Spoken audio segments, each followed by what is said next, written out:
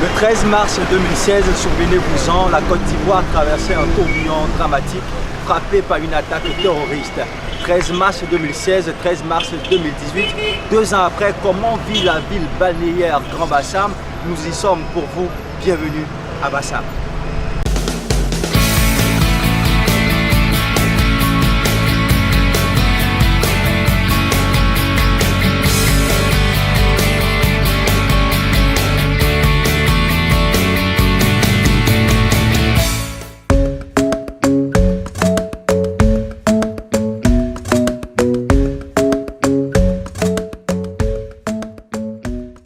Le 24 décembre 1949, elle posait le pas vigoureux pour libérer le mari incarcéré à la prison de Grand Bassam. Ce 13 mars 2018, nous revenons sur les pas douloureux de l'attaque de Grand Bassam. Comment vit cette population 2 ans après cet attentat terroriste? Nous avons donné la parole à la population. Regardez. Depuis ils sont venus, les marchés est bizarre, ça ne marche pas. Ça fait que les gens ont peur de venir à Bassam à cause de ce qui s'est passé. Ça ne marche pas trop. Au départ, c'était un peu lent. Aujourd'hui, il faut dire que les choses ont repris. Les choses ont repris à Grand Bassam. Vous voyez bien derrière moi que les femmes sont en train de vendre. Bon, c'était ralenti, mais maintenant là, ça commence à aller. Les gens viennent un peu.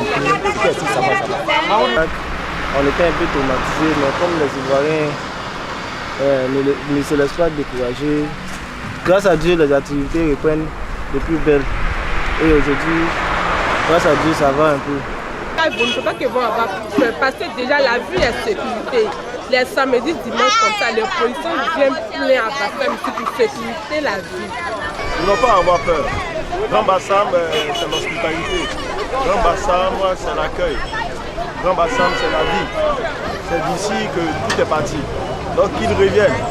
L'Étoile du Sud, le WAF, sont entre autres hôtels qui ont été touchés par cette attaque terroriste.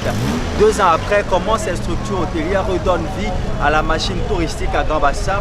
Nous en avons parlé avec le président de l'organisation qui regroupe les acteurs de ce secteur, M. Ouattara Al-Hassan. Regardez. Découragement n'est pas ivoirien, comme on le dit. C'est vrai, depuis le 13 mars 2016, nous avons eu beaucoup de problèmes. Nous avons eu beaucoup de soucis, mais nous n'avons pas dormi. Nous avons fait beaucoup de bruit, notamment déjà l'année passée, pour les 1 an, nous avons fait le concert de l'espoir pour dire au monde entier que Bassam est la ville la plus sécurisée aujourd'hui, pour dire au monde entier que c'est vrai, nous avons été attaqués, c'est vrai, Bassam a été endeuillé, mais Bassam reste debout. Et aujourd'hui, on peut dire que c'était difficile, mais ça commence à renaître. Même si vous parlez un peu en taux de pourcentage, on est aujourd'hui peut-être à un taux de remplissage de 30% de nos hôtels, qui n'est pas encore la grande embellie. Mais ce n'est pas un facteur qui tient seulement compte des djihadistes, c'est un facteur qui tient compte de la Côte d'Ivoire, de la volonté politique de nos autorités, de vouloir vraiment faire du tourisme un vrai levier de développement de ce pays. Un appel à lancer pour terminer cet entretien. L'appel à lancer, c'est que je vous invite tous le 30 mars déjà au Conseil de l'Espoir, qu'on a désormais nommé le Conseil de la vie. Pour dire que Grand Bassam, c'est la ville par excellence qu'il faut respecter, parce que c'est la ville du développement, c'est la première capitale de Côte d'Ivoire, c'est la première ville historique de Côte d'Ivoire, patrimoine mondial UNESCO, et que vous dire que le 30 mars, Orest a décidé de montrer au monde entier qu'on aime sans cesse s'amuser, on sait vivre, on sait réfléchir, on sait avancer, et que la Bassam est la ville la plus sécurisée. Je vous remercie encore. Merci beaucoup, Monsieur le Président.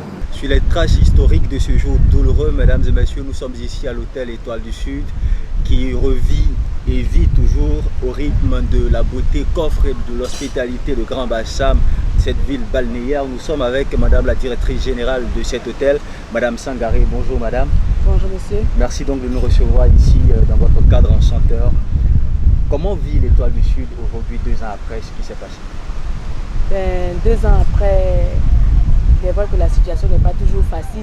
On essaie toujours de remonter la pente parce qu'on n'oublie pas. Pour nous, on essaie de revivre, on essaie d'avoir des activités, mais il se trouve que bon, la situation n'est pas au beau fixe par rapport aux années passées. Qu'est-ce qu'il faut faire concrètement aujourd'hui selon vous? Est-ce qu'il y a un appel à lancer? Est-ce qu'il y a une action à mener par les collectivités, par les ministères, par le gouvernement? Un appel à lancer concrètement? Oui, l'appel qu'il faut lancer, il faut que les autorités, les ministères, les opérateurs économiques reviennent à Bassam. Ils reviennent à Bassam de plus en plus pour des séminaires, pour des activités, comment dirais-je, pour des événements heureux. Et je pense que c'est plus que jamais nécessaire parce qu'il est vrai qu'on a eu une période très difficile. Il faudrait que les gens viennent d'eux-mêmes, ce qui n'est pas facile.